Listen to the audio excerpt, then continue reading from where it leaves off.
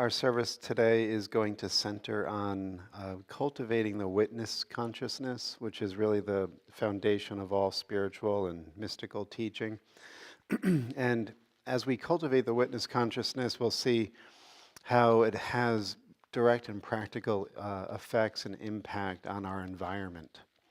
We're going to be looking at, in addition to the witnessing state, also the way that we have the opportunity to cultivate a spiritual atmosphere within consciousness. And that atmosphere is contagious. And if that atmosphere is healthy and bright, it has positive and benevolent influence on others. If our spiritual atmosphere is weak and maybe even sickly, we are oftentimes at the mercy of other environmental factors because we make ourselves vulnerable within. We have what's showing up within the environment able to penetrate and affect and impact us from without.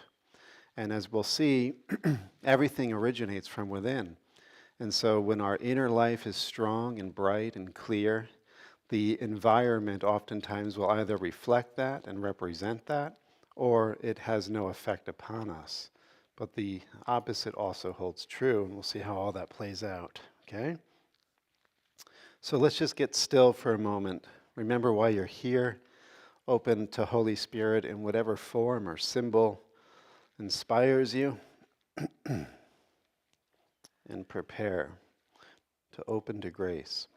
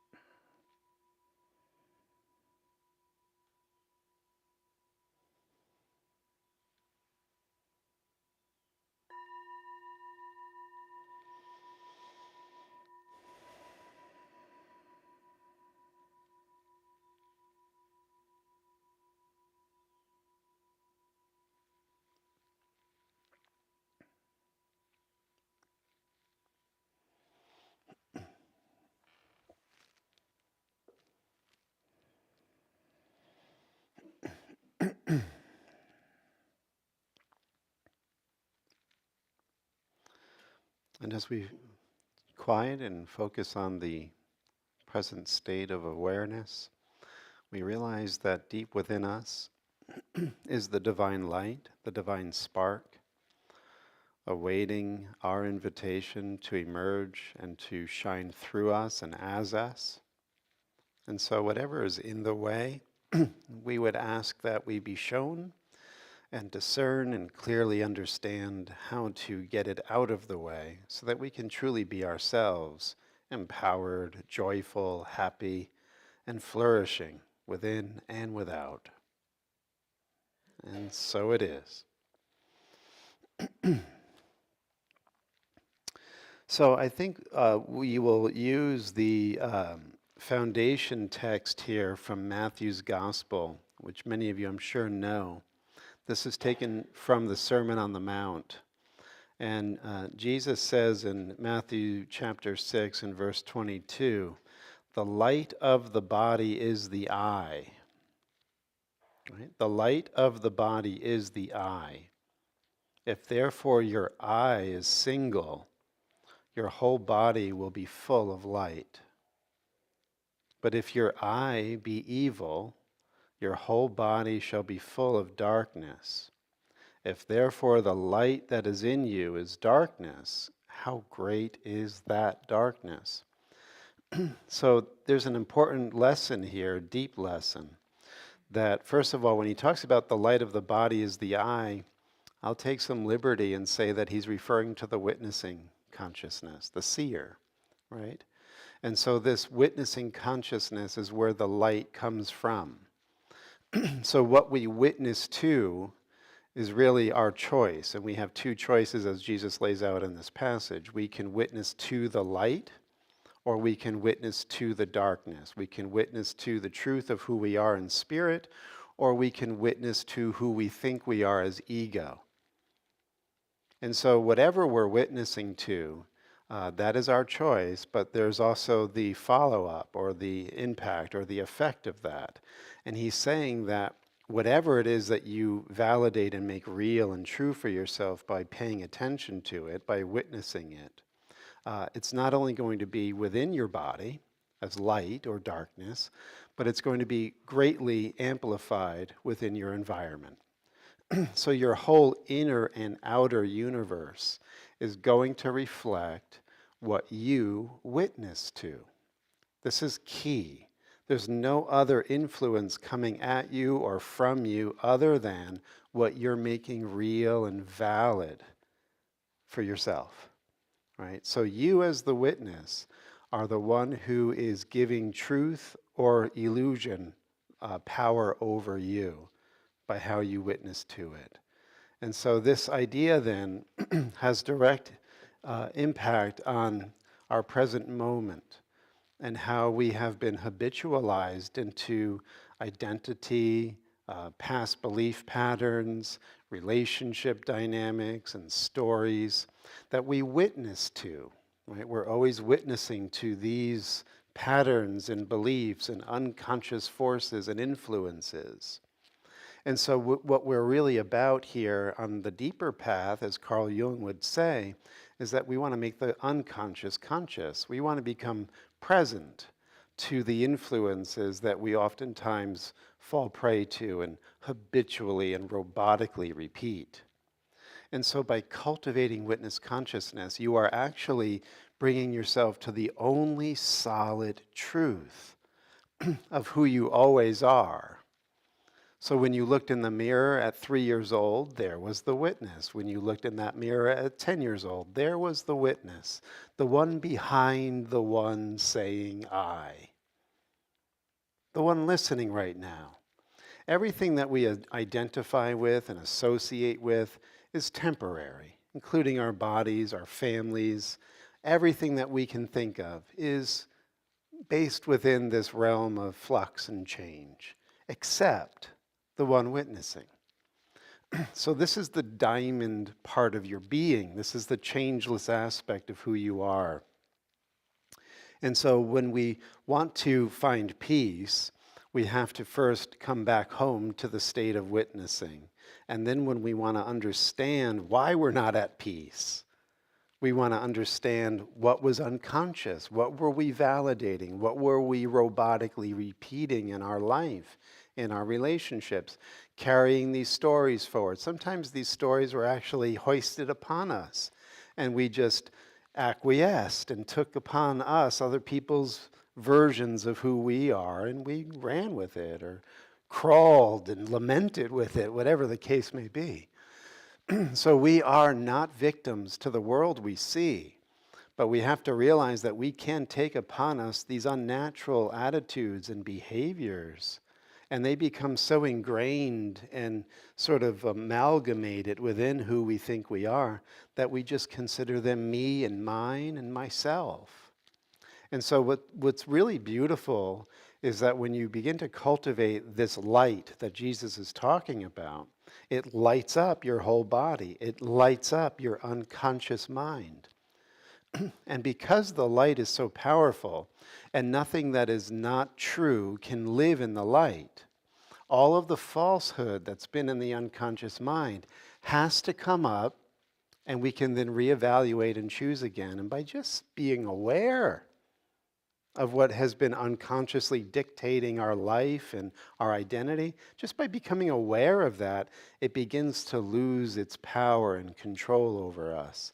And the more we reinforce the light by having a consistent and committed spiritual practice, the stronger we become within.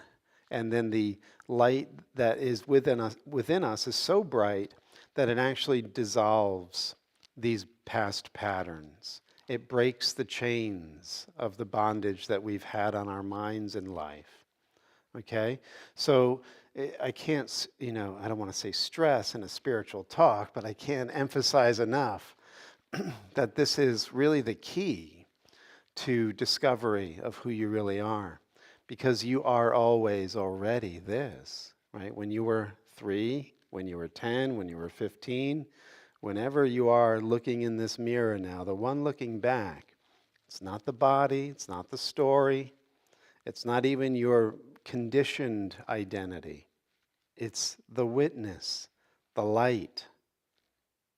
So we have to become extremely selective as to what we witness to, what we pay attention to, what we validate and make real.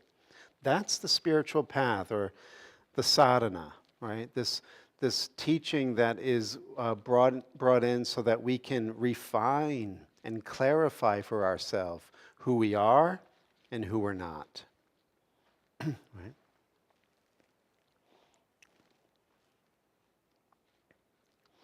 So I want to share a little bit from Rabindranath Tagore's Gitanjali. And it's in keeping with what we just read from Jesus' Sermon on the Mount. Light, my light, the world filling light, the eye kissing light, heart sweetening light. Ah, the light dances, my darling, at the center of my life. The light strikes, my darling, the chords of my love. The sky opens, the wind runs wild, laughter passes over the earth. The butterflies spread their sails on the sea of light. Lilies and jasmines surge up on the crest of the waves of light. The light is shattered into gold on every cloud, my darling, and it scatters gems in profusion. Mirth spreads from leaf to leaf, my darling, and gladness without measure. The heavens' river has drowned its banks, and the flood of joy is abroad. So this is a beautiful and poetic illustration of this world-filling light that we release within our consciousness. So one of the amazing experiences that we will have is that when you strike the right chord, as Rabindranath was just saying, and you find that frequency of the true light within your heart, that frequency of true light is also spread out upon the earth. It fills the sky, right? Spirit is infinite, omnipresent, right? So it's everywhere. It's the field that holds all other fields and forces and manifestations within its everlasting arms.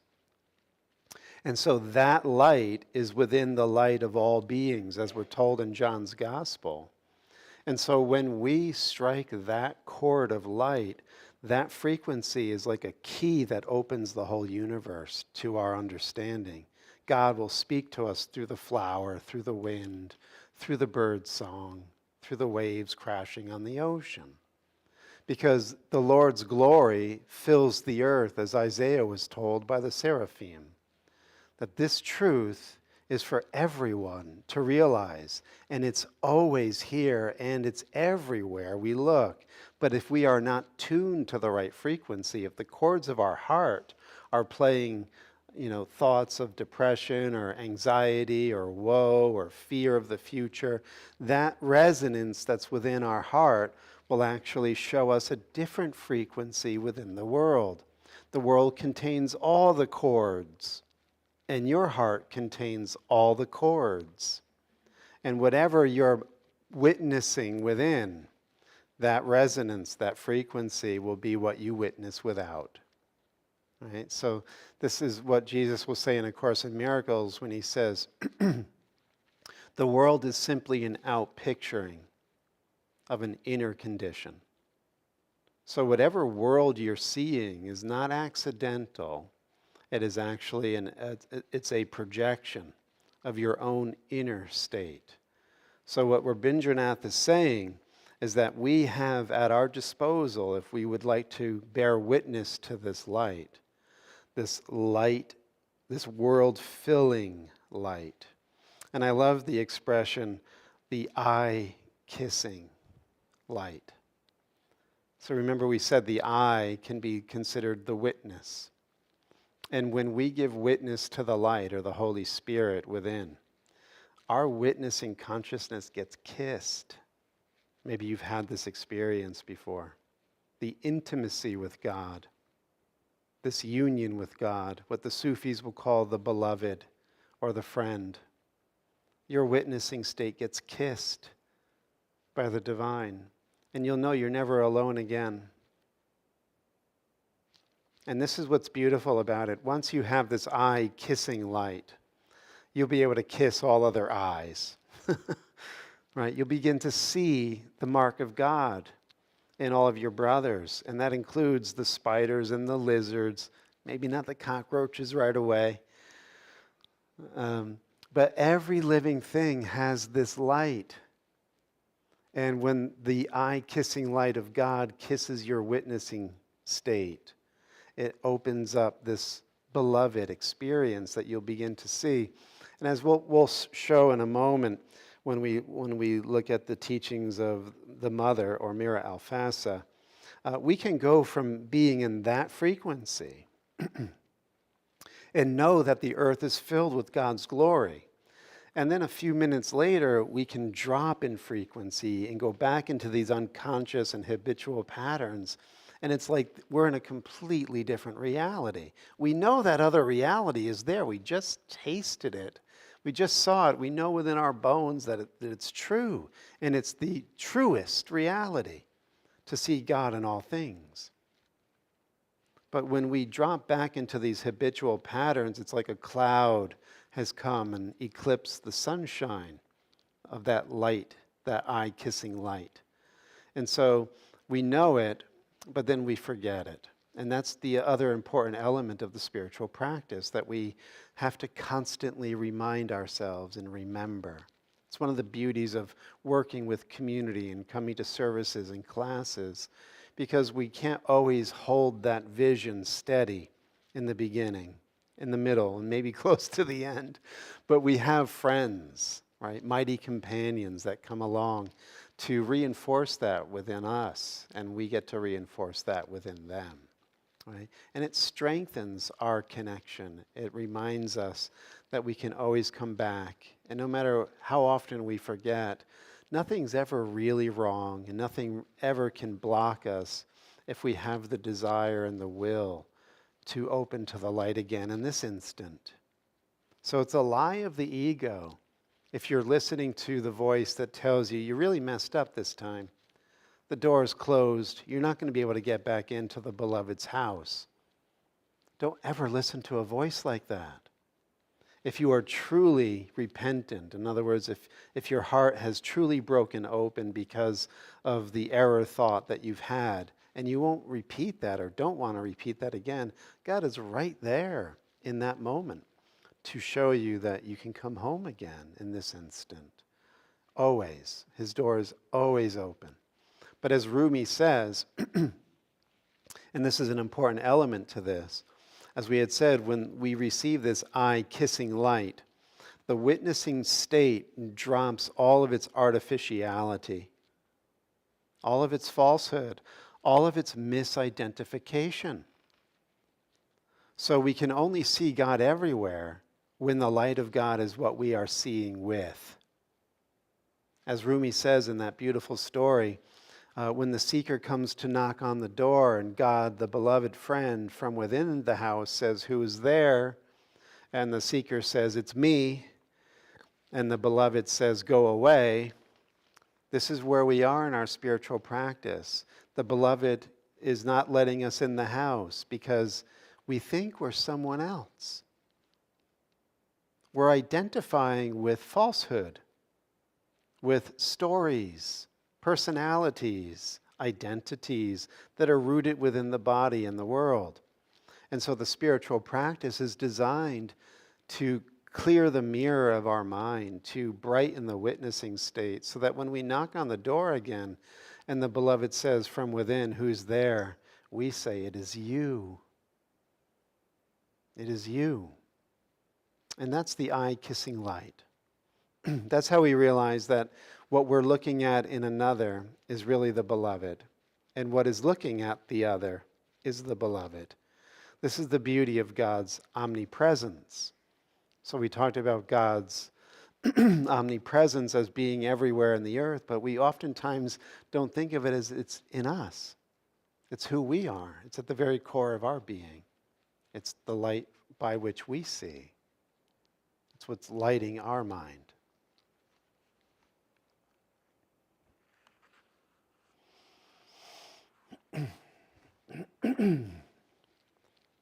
Yes, I know. This is nothing but your love, O beloved of my heart. This golden light that dances upon the leaves, these idle clouds sailing across the sky, this passing breeze leaving its coolness upon my forehead. The morning light has flooded my eyes. This is your message to my heart. Your face is bent from above. Your eyes look down on my eyes, and my heart has touched your feet.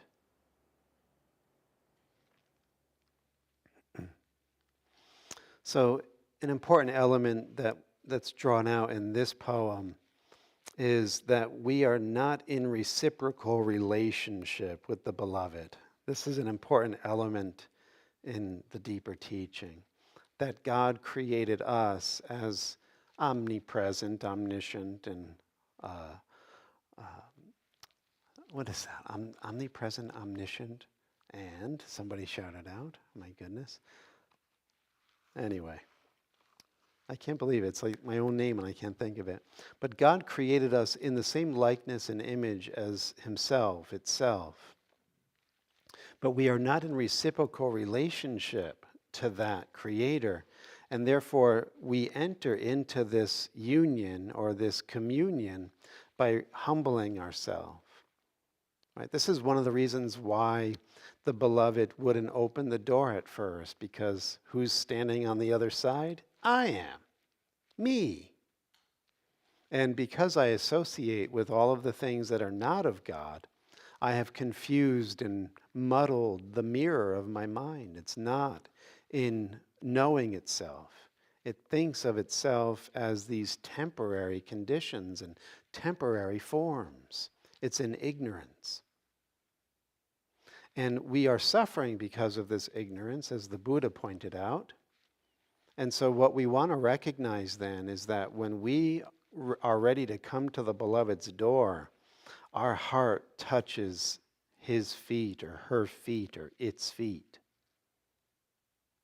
Our heart bows. Our heart is humbled.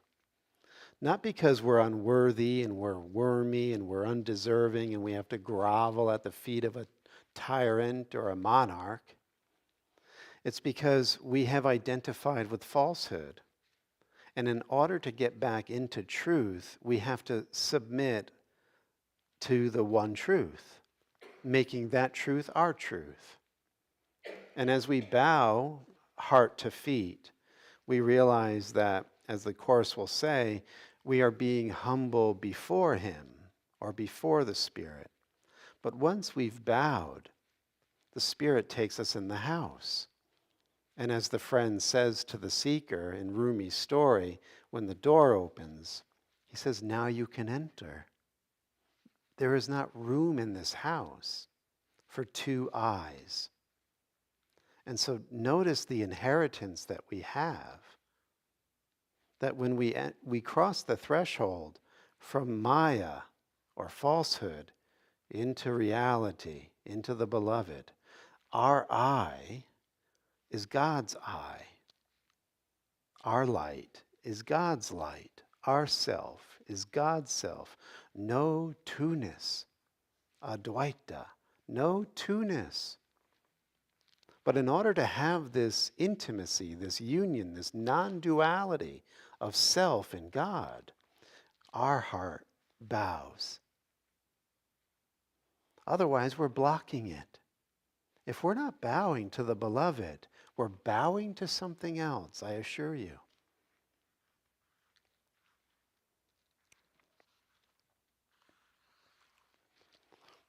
And finally here, the same stream of life that runs through my veins night and day runs through the world and dances in rhythmic measures. It is the same life that shoots in joy through the dust of the earth in numberless blades of grass and breaks into tumultuous waves of leaves and flowers. It is the same life that is rocked in the ocean cradle of birth and of death, in ebb and in flow. I feel my limbs are made glorious by the touch of this world of life. And my pride is from the life throb of ages dancing in my blood this moment. So I think what Rabindranath is getting at here is the whole universe is manifesting itself as you. Right? You are the universe becoming conscious. And you are the universe becoming divine and awake.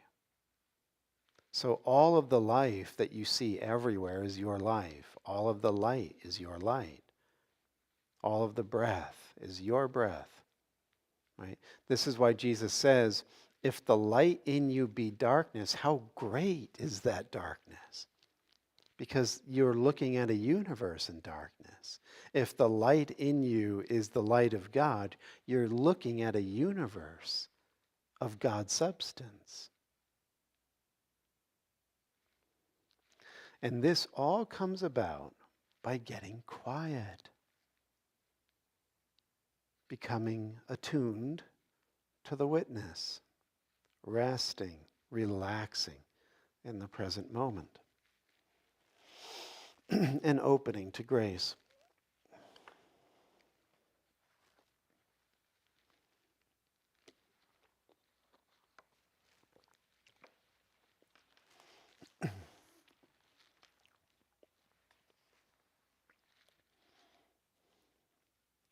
Okay, so the teachings of the mother of integral yoga, Mira Alfasa.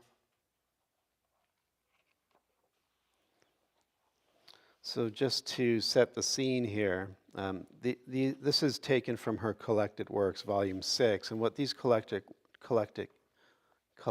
works are is the mother every Friday night would sit with the children of the ashram and teach and take questions and answers. And they would study the writings of Sri Aurobindo as well. And so one of the students is asking about one of the teachings of Sri Aurobindo, quoting him, saying, "A spiritual atmosphere is more important than outer conditions. If one can get that and also create one's own spiritual air to breathe in, and create one's own spiritual air to breathe in and live in it, that is the true condition of progress." Close quote. So what Sri Aurobindo is saying is, we cultivate a spiritual atmosphere. It's more important than the conditions that show up in our world, our circumstances and situations. Cultivating a spiritual atmosphere is top priority. And he says when you do that, when you live in your spiritual atmosphere, you're breathing in your own air. You're not breathing in the pollutants of other people's atmospheres. You've allowed a purity within you to create this field of safety and protection within you. He says that you live in that, and this is the true condition of progress. And so the mother is asked, how can one get that and also create one's true spiritual atmosphere? And her answer is precisely by inner discipline. You can create your atmosphere by controlling your thoughts, turning them exclusively towards spiritual practice, controlling your actions, turning them exclusively towards your spiritual practice, abolishing all desires that are selfish and all useless, external, ordinary activities, living a more intense inner life, and separating yourself from ordinary things, ordinary thoughts, ordinary reactions, ordinary behaviors. Then you create a kind of atmosphere around you. Right? So she's saying, as an example, be selective in what you read. Be selective in what you watch. We all know this, right? It's like everything is food. So when you are ingesting media, you're ingesting information, you're ingesting a certain quality of food. The food can be more towards the dark side of the spectrum or the passionate range of the spectrum that's exciting and filling you with either desire or anger or lust, or the information that you're ingesting is illuminating, uplifting, right? Encouraging of your higher ideals. So everything has its frequency. Everything has its information wave. So that's another very important element when you're cultivating your witness consciousness. As you get quiet, not only do you become increasingly interiorized, but your discernment ability goes off the chart. You could smell something and know instantly where it is on that spectrum of light and dark, where that information is coming from.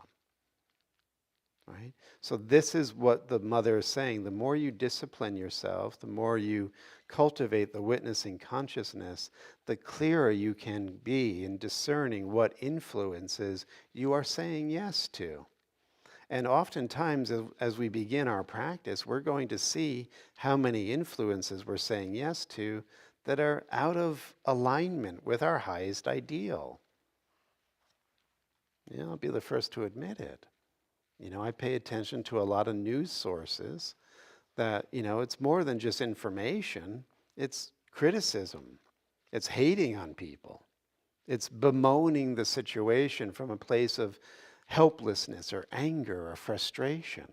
It's not allowing for the higher ideal to be factored into that perspective. That perspective is on that bandwidth of just finding problems and projecting guilt onto those that seem to be causing those problems. Can I get an amen? What are you laughing at, Leigh? So this is where we are compassionate with ourselves, because wherever we're starting from, we're going to spot the dirt. We're going to see how we've been playing in the pig pen in some areas of our life. We're going to see these patterns of behavior that are less than noble showing up. It's one of the reasons why we cut and run when we start to do deep spiritual work, because we're confronted. What was unconscious, well, ignorance is bliss in some cases, right? We are unaware of what we're doing, and so we're not bothered by it.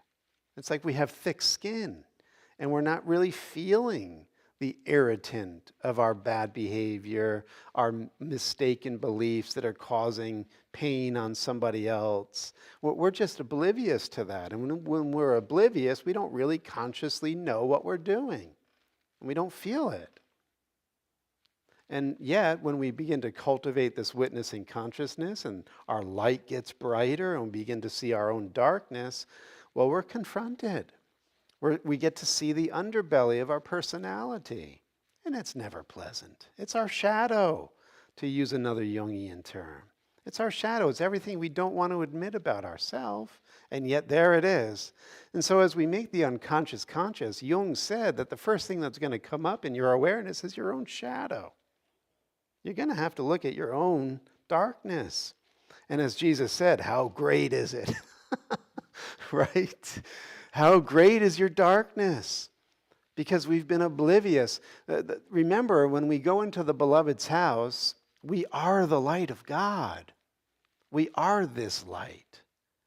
So consider the thickness of the veils that we have within our mind. To have us sit here right now and really deeply believe and feel and think we're not that light. Right? It's the greatest hoodwink ever in the history of the universe. We are so hoodwinking ourselves because we've thickened the veils so much to be in such denial that we're not the light of God, that my eye and God's eye are not one. I'm not that. I don't even know if that exists.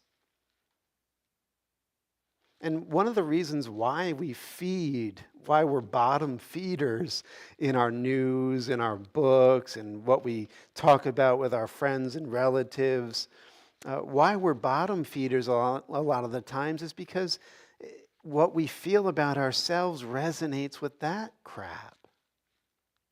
That's why we go there. There's affinity, right? Just like we said, you strike a chord and you can see God's glory spread out upon the face of the earth, and every living thing is lit up as that glory.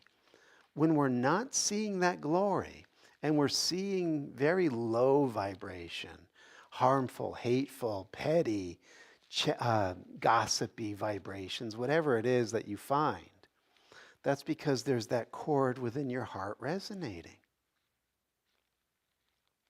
And the only one who can change the frequency is you when you want to witness to something else. And when you start to cultivate the witness, as we're saying, you're going to see the shadow. You're going to see where you currently know yourself to be. And there's nothing wrong with that. That's what allows us to have this compassion for ourselves. There's nothing wrong with looking at our darkness because we're looking at it to heal it now. And what we want to remember is the only way we can truly be free of our own darkness is to give everybody else a pass. If we hold a grievance on anyone, and that goes for people that we don't know but that we love to hate in the news, that goes for everyone. If we're holding a grievance on any living thing, we're keeping that frequency in ourself. Our darkness is being seen in the greater world. That's the only way we can see it. And so as we brighten and we want to release our darkness, we have to be as forgiving of ourselves as we are with our brothers and sisters. It's the only way home because it's the same darkness. It's our darkness. And it's the same light. It's our light. We share it. And we are all responsible for it. So the mother says, this is how you cultivate that higher truth within yourself.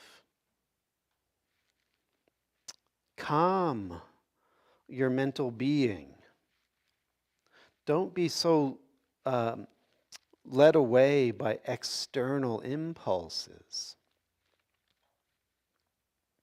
Shut yourself against suggestions coming from outside and become immune to the action of people surrounding you. You create such a spiritual atmosphere that nothing can touch, and it no longer depends at all on circumstances or on whom you live with or on the conditions you live in, because you are enclosed in your own spiritual atmosphere. And that is how one obtains it, by turning one's attention solely to the spiritual life, by reading only what can help in the spiritual life, by doing only what leads you to the spiritual life, and so on. Then you create your own atmosphere. But naturally, if you open all the doors, listen to what people tell you, follow the advice of this one and the inspirations of that one, and are full of desires for outside things, you cannot create a spiritual atmosphere for yourself. You will have an ordinary atmosphere, like everybody else. Is that clear? And again, this teaching is falling on your hearing. So you pulled this in this morning. You're not here by accident. And so if this teaching is falling on your hearing, like we said, the light's coming up in your mind. And so sometimes the teaching's going to go, oh, look, there's the pain point. You are living an ordinary life. You are just like everybody else. And it's not to say that you're trying to be better than. No. You're actually wanting to allow the God in you to manifest. And you know that that's everyone's potential. So nobody's left out of this equation. But if you're living like the masses, this is the ignorance that we were talking about before. This is actually the unconscious denial of the God within. That's what we see as the world. It's an unconscious collective denial. And we are that until we choose not to live that ordinary life. And when the light comes up and these teachings come in, you're going to feel, oh, wow, oh, I'm kind of confronted by that. Oh, yeah, that's me. I've been really sort of just coasting. I've been, ignoring the signs. I've been avoiding the light. I've been comfortable in my denial. Can I get an amen? All right. So this is also another important element. So remember what the mother was saying, is that when you cultivate a spiritual atmosphere, as a result of making these choices for yourself to want only what's going to feed the light and the love and the compassion and the generosity and the goodness and the kindness within you, you're going to have to say no to other influences. And sometimes these influences come from the nearest and dearest within our life. And so that's why Jesus says in the gospel, think not I've come to bring peace on earth, I've come to bring a sword.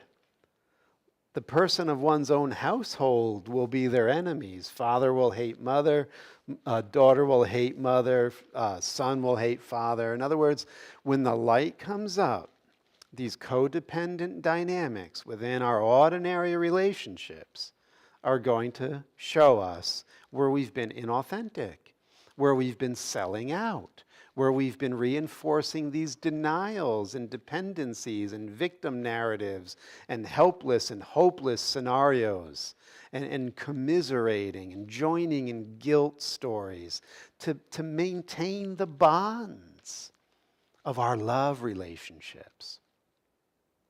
So the light's going to come up for that. And so we have to learn as we're choosing this to say no to that. It's just a must, and it's not going to be comfortable. It oftentimes ends up with, shattered relationships. Oftentimes, they'll come back together and be operating at a different orbital level because of that breakup at the first level, and we join at a higher level. Other relationships are just going to go bye-bye because they were only there to reinforce the darkness within each other. So when you say no to the darkness in yourself, you have to say no to the darkness in your interpersonal dynamics. That's you too. So the mother has something to say about that. So a student asked her, what if somebody's just chattering on about nothing? And I'm maintaining this commitment to myself to only keep things that are of an elevated nature within my life. And I'm with somebody who insists on being superficial and petty and gossipy. And the mother says this, just turn your back and walk away. And the student was outraged well, not outraged, but shocked at hearing that. The student says, well, then the other person will be very angry. And the mother says, eh? It's right there. Eh? And then the student repeats, the other person will be very angry. And the mother says this, so much the worse for him. So much the worse for him. This is exactly the instance, one of the instances I spoke about, not to care. One can, if one likes the person very much and doesn't want to displease him too much, one can tell him gently, no, please, let us not talk uselessly. It's bad for everybody. That's all. If it is someone you don't care for or who is not important for you, you have only to turn your back upon him and go away. Especially if he is a friend, someone who, like you, ought to know that this should not be done. In this case, you must be categorical. If it is someone who, through a set of circumstances, ought to know, like you, that it is something that ought not to be done or said, and if he begins to do it in spite of that, he is dishonest. Because when one does something one knows one should not do, one becomes dishonest from that minute, and you are not to have any consideration for such a person. You have only to turn around and walk away. And if he gets angry, so much the worse for him. He will only have to overcome his anger. That's all. This will perhaps do him some good. She says this, there is a great weakness in social relations, a very great weakness. And that is why, in fact, one gets angry and gets carried away and says things one should not say. If one were not weak, one would never be violent. Weakness and violence are two things that go together. He who is truly strong is never violent. This is something one should always remember. Violence is always a sign of a weakness somewhere. Of course, one sees a man with bulging muscles who is very strong, knocking down another with all his might, and one says, he's strong. It is not true. He has muscles, but morally he's very weak. So he may be strong here and weak there. Usually this is what happens. But I say, and also people who have observed animals, for example, animals who are very strong, how quiet they are.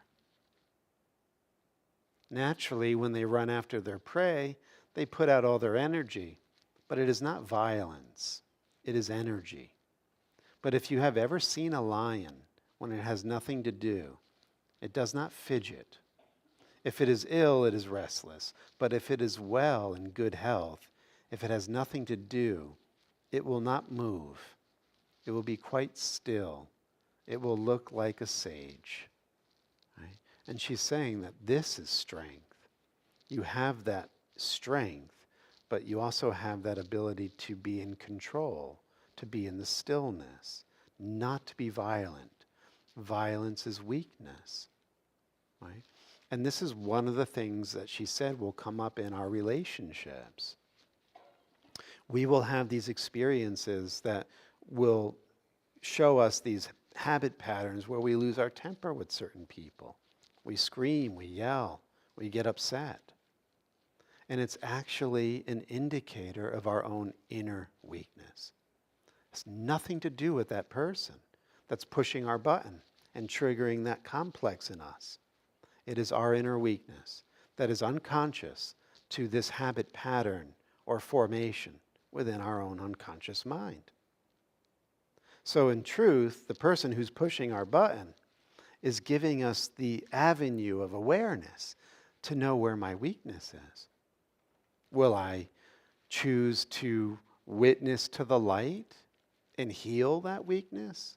Or will I double down and reinforce the darkness and project my weakness in the form of violence and upset? Right? These are all things that will come up again and again.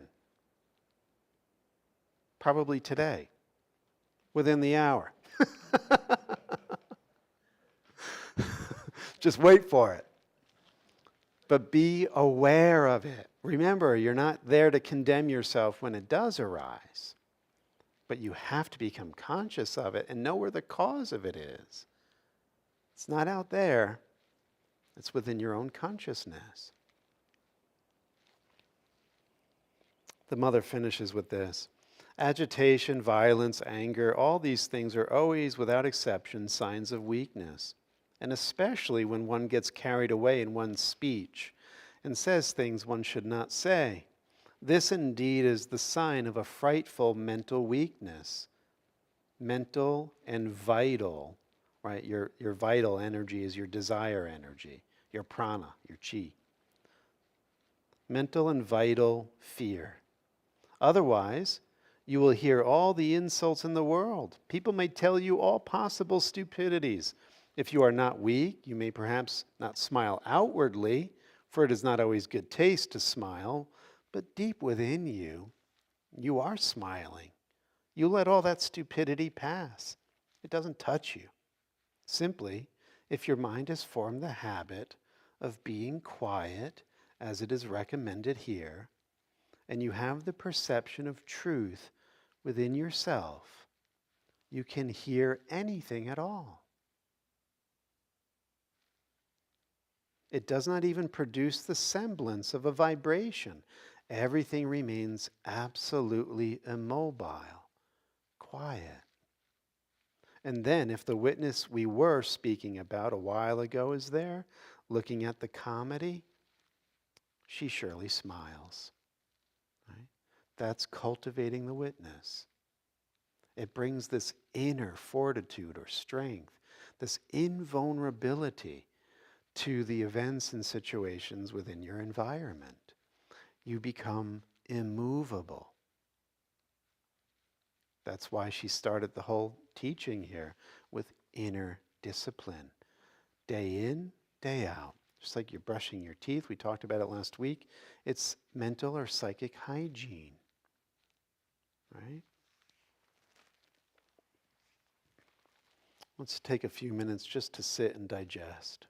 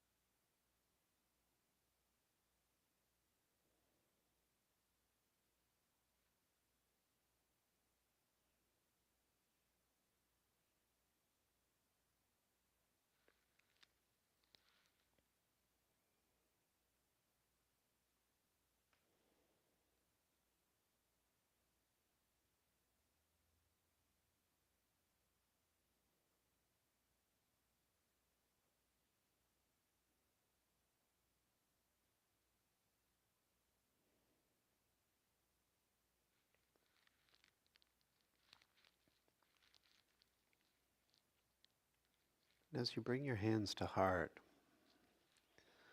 recognize that the witnessing state can pay attention to mental objects, emotional states, physical sensations, outward objects, or it can turn around from all of that phenomena and pay attention to the witnessing itself, which is actually the light of God.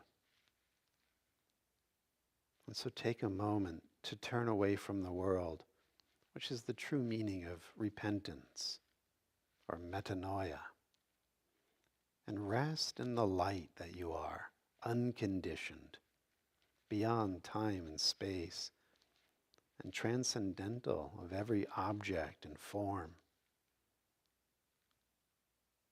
Rest in God.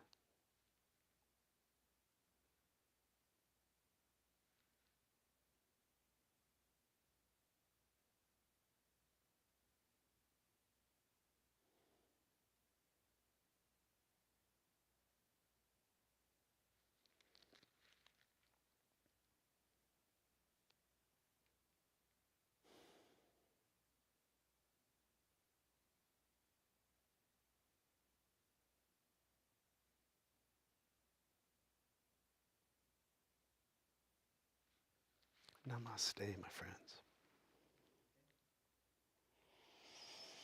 Blue bag's going to go around, and I'll take this opportunity to announce something that's coming up starting in the first week of October. We're going to be changing our service from Sunday morning to Saturday evening. So Saturday starting at 5 p.m., October 5th, we will be meeting here during evening time, okay? Because a lot of people have voiced their wish to be here, but the flesh is stronger than the spirit, and they like to stay in bed. So we're going to try to open the doors to more of those who want to be here. I hope it works for everyone present, that you can be here at 5 o'clock on Saturdays beginning October 5th. And then you can go about your, evening experiences, whether it's dining or dancing or what have you. But I figured that's a good hour. Okay, so if you have any concerns or questions about that, it's October 5th. See me afterwards. Bless the offering. Thank you for doing that. We bless the offering. We charge it with the intention to be forms of spiritual light and life within the world. And so it is. Amen. Okay, we can rise and seal the deal. And as you close your eyes and pause for a moment and just stop again and remember this light of God, knowing that the light of God is within you, the love of God. All right, let's start again. I can't improvise this when it's collective. The light of God surrounds us. The love of God enfolds us. And the presence of God watches over us. Wherever we are, God is. Amen.